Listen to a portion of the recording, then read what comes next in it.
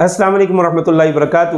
الحمدللہ، اللہ رب العزت کا لاکھ لاکھ احسان اور شکر ہے جس نے اسلام کو غالب کر دیا، اور اسی رب تعالیٰ کا شکر ہے جس نے کفر کو مغلوب کر دیا۔ اسی کا لاکھ لاکھ احسان ہے جس نے مسلمانوں کو عزت دی، اور اسی کا لاکھ لاکھ احسان ہے جس نے کافروں کو ذلیل و رسوا کر دیا۔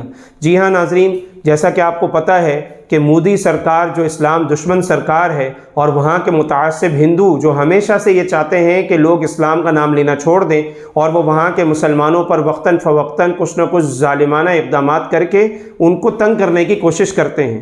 اسی طریقے سے آج کل ہندوستان کے اندر ایک ماحول بنا ہوا ہے کہ وہاں کے جو متعصب ہندو ہیں ان کی طرف سے یہ مطالبہ رکھا گیا ہے کہ یہ جو مسلمان ہماری مائیں بہنیں پردہ کرتی ہیں تو یہ پردہ نہ کیا کریں۔ ایسا ہی واقعہ کل ایک تعلیمی ادارے کے اندر پیش آیا، جب ہماری ایک مسلمان بہن جن کا نام مسکان ہے، وہ وہاں پر اپنی سواری پر سوار ہو کر آئیں تو انہوں نے دیکھا کہ وہاں پر اللہ کے دشمن، اسلام کے دشمن اسلام کے خلاف ایک احتجاج کر رہے ہیں، اور مسلمانوں کے شاعر کے خلاف ایک جلسہ، ایک جو ہے نا وہ احتجاجی انہوں نے شکل بنائی ہوئی ہے۔ وہ مسلمان ہماری بہن وہاں پر آتی ہیں اور ان کو دیکھتی ہیں، اور اس کافروں کے جھنڈ کے اندر جا کر کھڑے ہو کر نعرہ تکبیر اللہ اکبر کا نعرہ بلند کرتی ہیں۔ الحمدللہ، ہماری مسلمان بہن کی اس کیفیت کو دیکھ کر اس وقت پوری دنیا کے مسلمانوں کا مورال بلند ہو چکا ہے، اور ان کا ایمان جو ہے وہ تازگی اور حلاوت جو ہے وہ ہر بندہ اپنے دل کے اندر محسوس کر رہا ہے۔ یقیناً کرنی بھی چاہیے۔ ایمان والوں کی یہی علامات اللہ رب العزت نے قرآن مجید میں لکھی ہیں کہ جب کافر مغلوب ہوتے ہیں اور اسلام کو غلبہ ملتا ہے تو ایمان والوں کی جو ایمان کی کیفیت ہوتی ہے وہ بلند ہو جاتی ہے، جس کے اوپر ہمیں اللہ رب العزت کا شکر ہی ادا کرنا چاہیے۔ اس کے اوپر ایک واقعہ پیش آیا، چونکہ قرآن مجید قیامت تک آنے والی کتاب ہے، تو اصحاب الاخدود کا ایک واقعہ جو قرآن مجید بیان کرتا ہے، واقعہ تو بہت تفصیل سے درج ہے، ہم چاہیں گے کہ اس کو مختصراً بیان کریں۔ حضرت صہیب رضی اللہ تعالیٰ عنہ آپ صلی اللہ علیہ وسلم کا ارشاد نقل فرماتے ہیں کہ ایک بادشاہ ہوا کرتا تھا۔ اس بادشاہ کے دور کے اندر ایک جادوگر تھا۔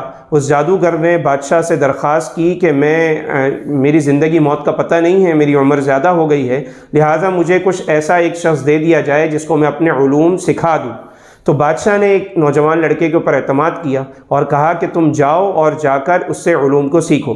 بادشاہ کے کہنے پر جب وہ لڑکا وہاں جانے لگا تو جب اس یعنی جادوگر کی تعلیم گاہ میں، تو وہاں پر اس کو رستے کے اندر ایک راہب ملنا شروع ہو گیا۔ اب ناظرین کرام، آپ کو پتہ ہے کہ عیسائی راہب جو تھے انہوں نے دنیا چھوڑ رکھی تھی، اور اس وقت عیسائی مذہب بالکل حق پر تھا، کیونکہ اس وقت تک نبی صلی اللہ علیہ وسلم تشریف نہیں لائے تھے۔ وہ لڑکا، اس کو راہب کی باتیں اچھی لگنے لگی، تو وہ جادوگری سیکھنے جانے کے بجائے اس راہب کے پاس بیٹھنا شروع ہو گیا۔ اور ہوا کیا کہ وہ اس کی باتوں سے متاثر ہونے لگا۔ تو اس نے راہب سے پوچھا تم کس چیز کی دعوت دیتے ہو؟ راہب نے بتایا کہ اللہ ایک ہے، اور اسی کو ماننے والا انسان جنت میں جائے گا، اور اسی کے جو مصائب کا تمام مصائب کا حل رب تعالیٰ کے قریب ہونا ہے۔ ایک دن وہ شخص جا رہا تھا، اس نے دیکھا کہ راستے میں ایک درندہ ہے جو لوگوں کو تنگ کر رہا ہے، اور اس نے راستہ روک رکھا ہے۔ اس نے کہا میں دیکھتا ہوں کہ جادوگر کی طاقت زیادہ ہے یا اللہ رب العزت کی طاقت زیادہ ہے جو راہب کا رب ہے۔ اس نے راہب کے رب کا نام لے کے، یعنی اللہ رب العزت کا نام لے کے اس کو مارا، تو وہ درندہ مر گیا اور لوگوں کے لیے راستہ کلیئر ہو گیا۔ اس کو اس کے بعد سے سمجھ آ گئی کہ دنیا کا جادو ایک طرف اور اللہ رب العزت کی طاقت ایک طرف۔ تو اس نے پھر اس کا ایمان مضبوط ہوا اور وہ شخص ایمان لے آیا۔ ہوا کیا کہ اس کے بعد سے وہ جس مریض کو بھی دیکھتا اس کو وہ اچھا کر دیتا، رب تعالیٰ کا نام پڑھ کے وہ اچھا کر دیتا۔ تو وزیر نے اس کو کہا کہ سنا ہے کہ تم لوگوں کے لا علاج مرض ٹھیک کر رہے ہو، تو بھائی مجھے بھی ٹھیک کر دو۔ اس نے کہا میں تو ٹھیک نہیں کرتا، ٹھیک کرنے والی ذات تو وہ ذات ہے جو میرا بھی رب ہے اور تمہارا بھی رب ہے۔ اس نے کہا اچھا بادشاہ کے علاوہ بھی کوئی رب ہے؟ کہا ہاں، وہ رب ہے جو اکیلا ہے، اس کا کوئی شریک نہیں۔ تو کہا کہ اگر تم مسلمان ہو جاتے ہو تو انشاءاللہ میں تمہاری بھی جو لا علاج بیماری ہے اس کو بھی میں ٹھیک کر سکتا ہوں اللہ تعالیٰ کی نام کی برکت سے۔ تو اس نے کہا ٹھیک ہے میں مسلمان ہوتا ہوں، آپ ٹھیک کر دیں۔ تو اس وزیر نے بھی اسلام قبول کیا اور اس کی جو بیماری ہے وہ جاتی رہی۔ بادشاہ نے دریافت کیا کہ وزیر تمہاری بیماری کیسے چلے گئی؟ تو کہا کہ یعنی اس طرح وہ جو لڑکا ہے اس نے میری بیماری کو ٹھیک کیا ہے۔ تو اس لڑکے کو بلا لیا گیا کہ تم نے کیسے ٹھیک کی ہے، تم میرے مصائب کو بھی حل کر دو۔ اس نے کہا ٹھیک ہے جی، تم بھی اسی رب پر ایمان لے کر آ جاؤ جو میرا بھی رب ہے اور تمہارا بھی رب ہے۔ اس نے کہا کہ اچھا تمہارا کوئی اور بھی رب ہے؟ کہا جی بالکل رب ہے۔ تو اس کو بڑی تشویش ہوئی۔ اس نے کہا اس کا مطلب یہ ہے کہ وزیر بھی ایمان لے کر آ گیا۔ جب وزیر کو پکڑا تو کہا کہ ان کا ماسٹر مائنڈ کون ہے، ان کو کون یہ تربیت دے رہا ہے کہ اللہ کے علاوہ کوئی اور بھی کوئی رب نہیں ہے۔ تو پھر جب بات کھلی تو راہب بھی پکڑا گیا۔ اب یہ راہب اور وزیر جو تھے ان کو دربار میں بادشاہ نے بلا کر کہا کہ اگر تم ایمان نہیں چھوڑو گے تو میں تم لوگوں کو قتل کر دوں گا۔ انہوں نے کہا ہمیں قتل کر دو، ہم ایمان تو چھوڑنے والی چیز نہیں ہے۔ لہٰذا بادشاہ نے ان دونوں کو قتل کر دیا۔ اس کے بعد باری آئی اس لڑکے کی۔ اس لڑکے کو کہا کہ تجھے میں دردناک سزا دوں گا، اور اپنے فوجیوں کو کہا کہ اس کو لے جاؤ اور پہاڑ کے اوپر سے نیچے پھینک دو۔ جب وہ لوگ پہاڑ کے اوپر گئے تو پہاڑ میں زلزلہ آیا، اور اس شخص نے دعا کی کہ اس لڑکے نے کہ یا اللہ مجھے بچا لے اور ان کو عبرتناک انجام تک پہنچا۔ تو ہوا کیا کہ پہاڑ میں زلزلہ آیا اور وہ سب گر کے مر گئے، اور یہ شخص واپس آ گیا۔ بادشاہ نے کہا جو تمہارے ساتھ لوگ گئے تھے وہ کہاں گئے؟ تو کہا کہ میرے رب نے مجھے بچا لیا اور ان سب کو مار دیا۔ دوسری دفعہ اس نے اپنے کچھ لوگوں کو کہا کہ اس کو پانی میں لے جاؤ اور اس کو کشتی میں لے جا کر وہاں پر جب عین دریا آ جائے اس میں لے جا کے اس کو پھینک دینا۔ جب وہ ان کے ساتھ گئے اس نے رب تعالیٰ سے دعا کی، کشتی الٹ گئی، سب کے سب مر گئے اور یہ بچ کر واپس آ گیا۔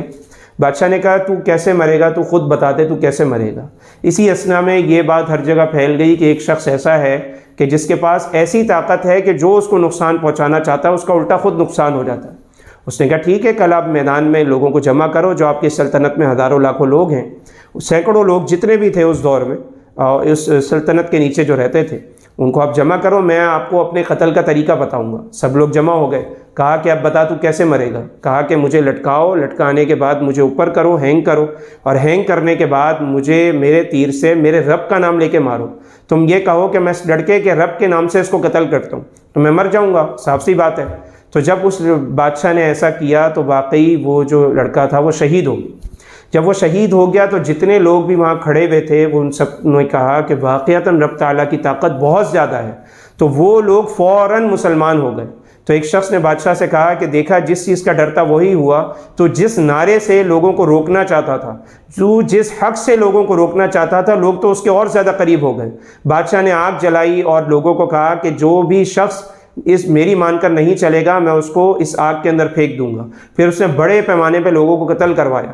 ایک عورت جو کہ آگ میں جس کو ڈالا جا رہا تھا تو وہ تھوڑی پریشان تھی، اس کا معصوم بچہ اس سے پہلے آگ میں جل رہا تھا، تو اس نے ماں کو آواز دے کے کہا کہ ماں اس آگ سے نہ گھبرا، اس میں تو راحت ہے، اس میں سکون ہے، اس میں تو جنت ہے، جب تو اس آگ میں جلے گی تجھے جنت ملے گی۔ لہذا وہ خاتون بھی شہید ہو گئی اور وہ لوگ جنت میں جانے والے بن گئے۔ اللہ رب العزت نے قرآن مجید میں اس واقعے کے بعد فرمایا کہ جو بھی شخص ایمان والوں سے دشمنی کرے گا میں اس کا نقصان کروں گا، میں اس کا ایسا حشر کروں گا کہ وہ دنیا اور آخرت میں یاد رکھے گا۔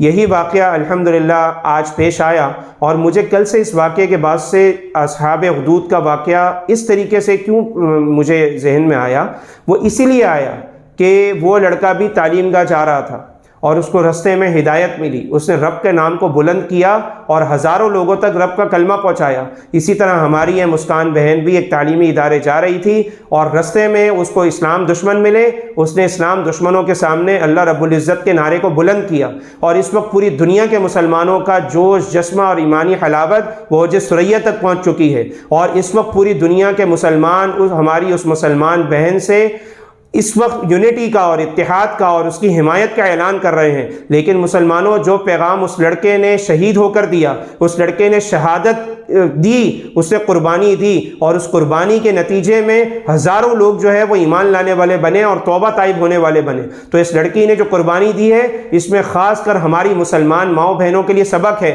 کہ جس پردے کے لیے اس نے اسلام دشمنوں کے سامنے کلمہ حق بلند کیا، تو میری مسلمان ماؤں اور بہنوں، خدا کی قسم آج تم نیت کر لو اور اس بات کا ارادہ کر لو کہ انشاءاللہ ہم بھی اس بہن کی طرح پردہ کریں گے اور اسلام دشمن عناصر سے کسی بھی صورت نہیں ڈریں گے، اور ہم پوری دنیا کے لوگوں کو، کفار کو یہ میسج دیں گے کہ تم صرف مسلمان اور ہندوستان میں رہنے والی مسلمان خواتین کو پردہ کرنے سے روک رہے ہو۔ آؤ دیکھو پوری دنیا کے مسلمان جو خواتین ہیں وہ پردہ کر کے آج اس بات کا ثبوت دے رہی ہیں کہ صرف مسکان بہن اور ہندوستان کی بہنیں اس وقت اکیلی نہیں ہیں، بلکہ ہم پوری دنیا کی مسلمان بہنیں شریعت پر چلنے والی ہیں۔ خدا کی قسم اگر مسلمان بہنوں نے آج یہ نیت کر لی اور اس بات کا ارادہ کر لیا، اللہ رب العزت کی کی مدد و نصرت ان کے بھی ساتھ ہو جائے گی، اور انشاءاللہ یہ کافر، یہ ظالم، یہ اللہ کے دشمن ان کا کچھ نہیں بگاڑ سکیں گے، اور ان کی دنیا بھی اچھی ہو جائے گی اور آخرت بھی اچھی ہو جائے گی۔ تو مسلمان بہنوں سے درخواست ہے، آج سے نیت کریں، 2 رکعت نماز نیت صلاۃ التوبہ پڑھیں اور اللہ رب العزت سے توبہ کریں کہ یا اللہ جتنے میرے سے پہلے گناہ ہو چکے یا میری جو زندگی بے پردگی میں گزر چکی، آج سے میں ارادہ کرتی ہوں کہ آج سے میں پردہ کرنے والی بنوں گی، یا اللہ میری اس توبہ کو قبول فرما اور میرے اس ارادے کو قبول فرما۔